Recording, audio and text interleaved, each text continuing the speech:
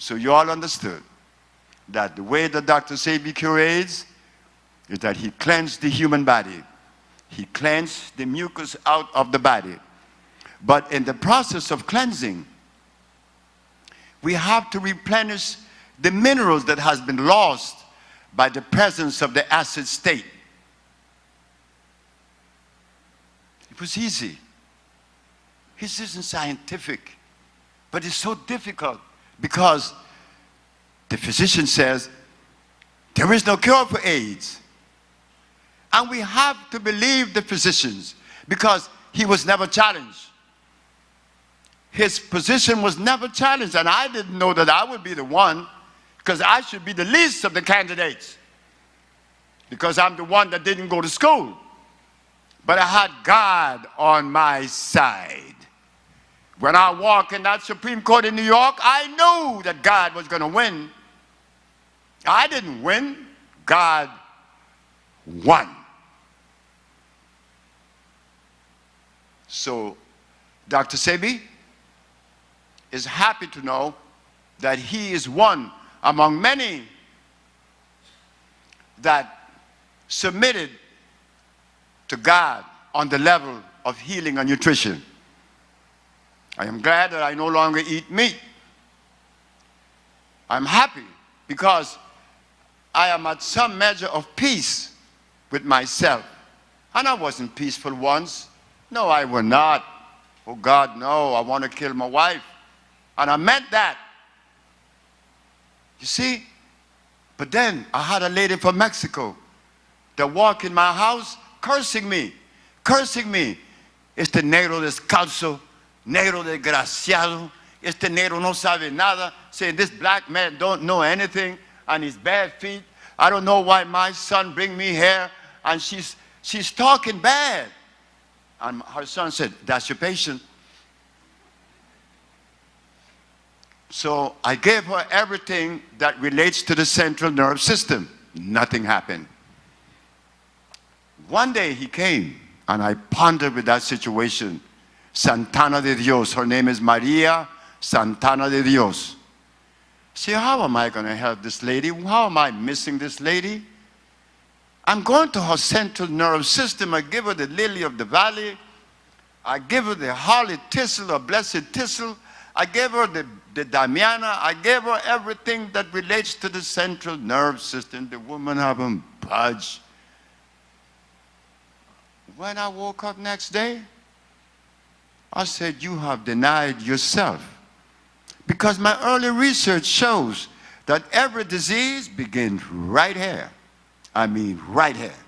I don't care if you're blind or if you're insane. It's right here. That negative message, that acid state influences the brain and the central nerve system. It changes the image in your eyes. You do not see with your eyes. Your eyes is only the lens that the brain looks through.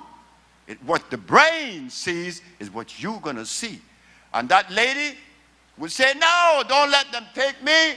No. And there was nobody there, but she was seeing them. The son came. I said, I have something for your mommy.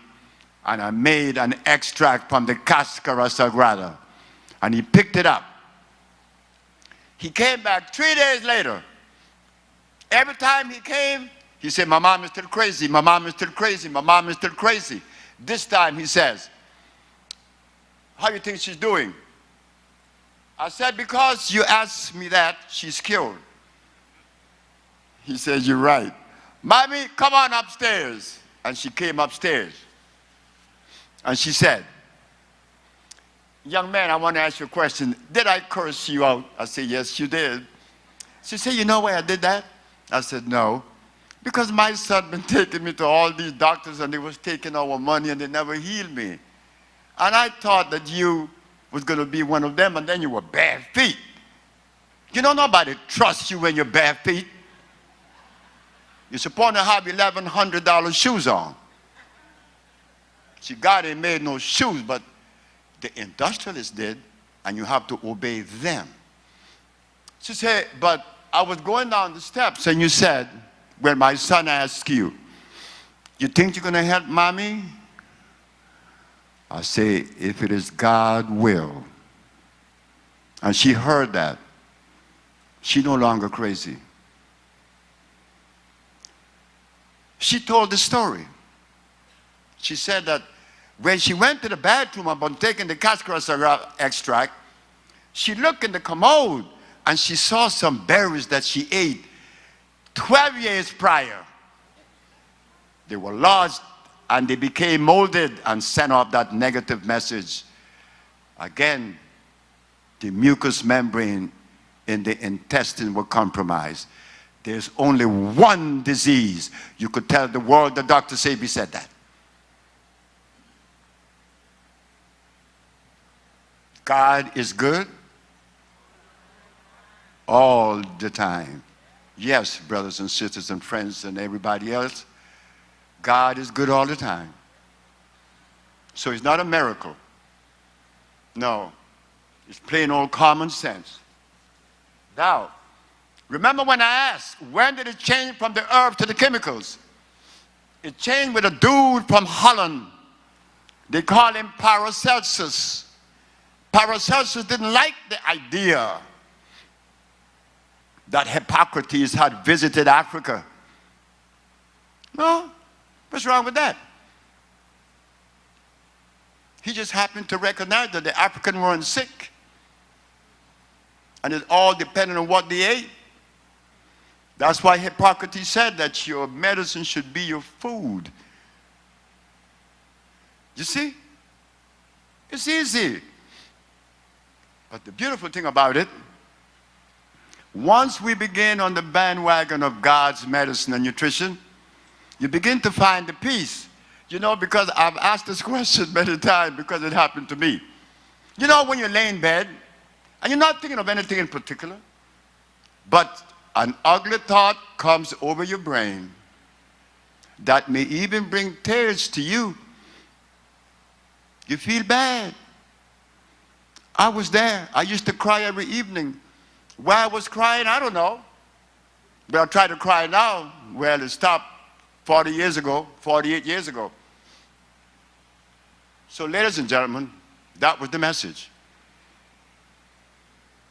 That the body is organic, carbon-based, and it needs a carbon-based substance to complement it and to remove disease. You cannot give the body a chemical that is carbon-based because what's it going to do in there? It's going to hurt you. It's going to hurt us. I was hurt. I've been to them. I know. But there's a place for the physicians.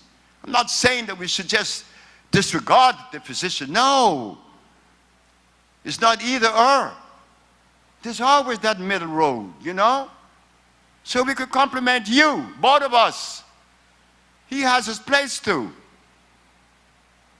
But we're saying that we are curing many of the diseases that he claims are incurable. That's all we're doing. We're not trying to oppose anyone. That's not a servant. A servant comes to serve, not to oppose anyone. And I like being the best. Why not? I'm still a little boy, you know. I haven't changed. How could I change? The mold was made 78 years ago. I'm lucky I'm alive. Talk about doing things, but I'm about to go to Africa, where? Guinea and Cameroon. And then I have to go to someplace else, Gabon and Tanzania. I was with the President Kikwete. He knows what I could do. Of course he does. Now we're going to change the situation, hopefully, because when I told President Kikwete in Tanzania, I said, President Kikwete, you want me to go to Tanzania? I said, taking me to Tanzania is dangerous. He said, why? Because the Muslims gave us the lamb. The Christian gave us the hog. And they both are dangerous. You want me to go to Tanzania? I'm going to make the recommendation to get rid of all those animals. He said, you're late. I'm late. He said, yeah, you late. There's a woman already started the movement to get rid of all those animals. We want a healthy country. Well, why not? Where there's cow, there's bovine. And nobody can deny that. Where there's cow, there's bovine. And you were telling me that the people that took those cows to Africa is being kind to us when they know that these animals are poisonous? Are they being kind to us? No, they're not. I know Arabs in Africa that sells our people pork, but he doesn't eat it. Why would he do that? Is that being kind? That is where Urwa comes in. I am a member of Urwa. In Urwa, you don't even entertain a thought about injuring someone else. Not even a thought. In Urwa, Urwa is where we become impeccable. Urwa teaches us what not to eat. Because what you eat will determine how you behave. You don't want that. The rest of the religions in the world, they all are good. But they also need to be updated, you know. We need to help the religions of the world, because I grew up in religion.